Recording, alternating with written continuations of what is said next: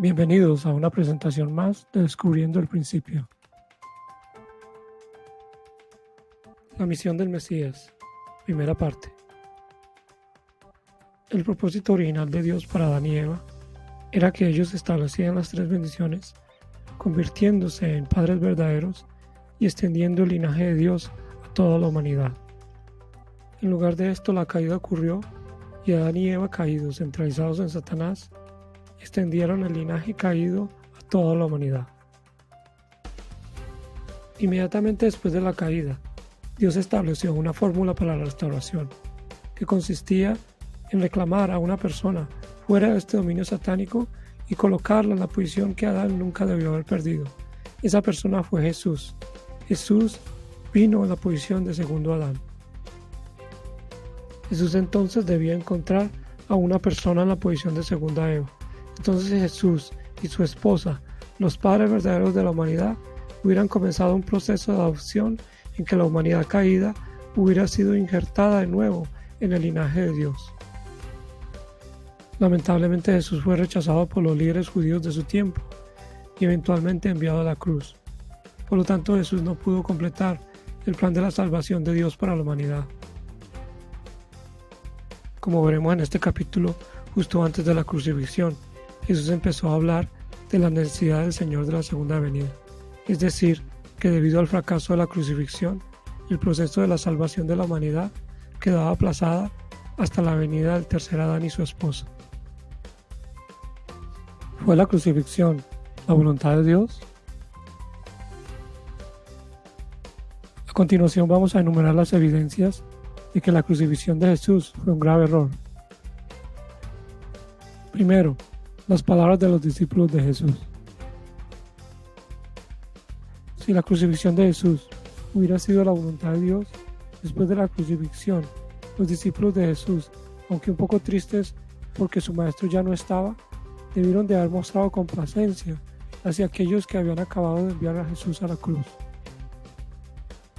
En lugar de ello se mostraban profundamente disgustados, diciendo: sabiduría que ninguno de los príncipes de este siglo ha entendido, porque de haberla entendido, jamás hubieran crucificado al Señor de la Gloria.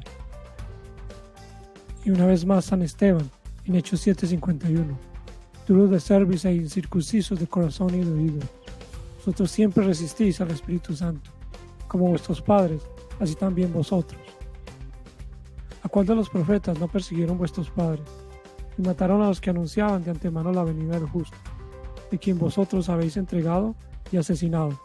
Es decir, que los discípulos de Jesús estaban asegurando que la crucifixión de Jesús había sido un asesinato. Segundo, Jesús pedía que le creyeran.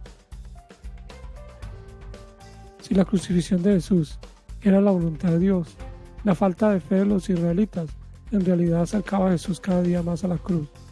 Pero en Juan 8:37, Jesús dijo: ya sé que sois descendientes de Abraham, sin embargo, procuráis matarme, porque mi palabra no haya cabida en vosotros.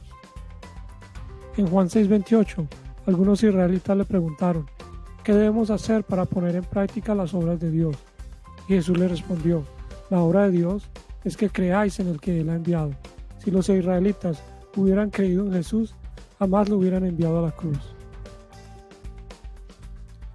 Tercero, las palabras de Jesús a Judas Iscariote. Justo antes de la crucifixión, en Mateo 26:24, Jesús dijo: ay de aquel hombre por el cual el Hijo de Dios ha entregado, más le valdría a ese hombre no haber nacido. En Lucas 22:13 dice: y entró Satanás en Judas. Quiere decir de que la crucifixión de Jesús fue la voluntad de Satanás. Cuarto, Jesús predice la destrucción de Israel. Si la crucifixión era la voluntad de Dios, Dios no le hubiera pagado a este pueblo destruyéndolo. En Lucas 19:41, Jesús predice la destrucción de Jerusalén. Y al entrar en la ciudad, lloró por ella diciendo: oh, si tú también conocieses en este día lo que es para tu paz, mas ahora está encubierto a tus ojos. Porque vendrán días sobre ti, cuando tus enemigos te rodearán por todas partes y te derribarán a tierra, y a tus hijos dentro de ti, y no dejarán en ti piedra sobre piedra, por cuanto no has conocido el tiempo en que Dios te ha visitado. Quinto, la última oración a Dios. Ya en la cruz, justo antes de su muerte, Jesús hace una última oración. Lucas 23:34. Padre, perdónalos, porque no saben lo que hacen, indicando de que la crucifixión había sido el peor error de la humanidad desde la caída del hombre. Sexto, Jesús le pide a Dios el no ir a la cruz. La noche antes de la crucifixión, Jesús va con 3 de sus discípulos al jardín de Getsemaní. Allí le pide a Dios el no ir a la cruz.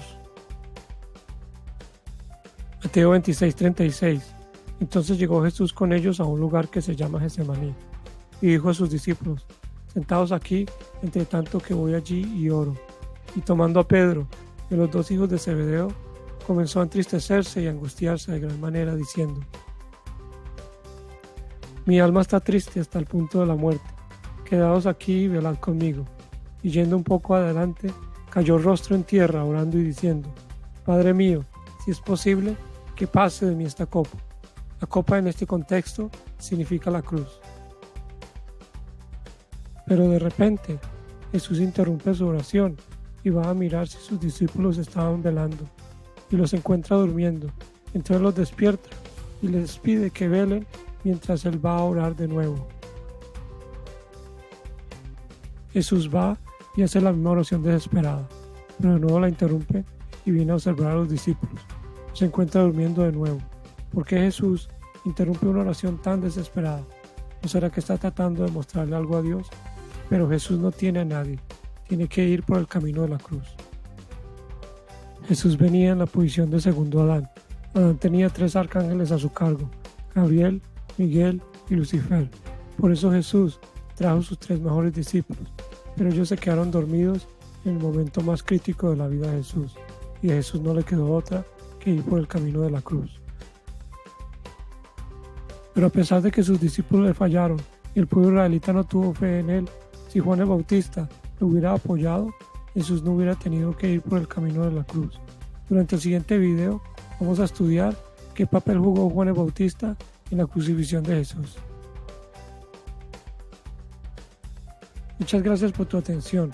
No olvides suscribirte a mi canal y observar el próximo video. Hasta pronto.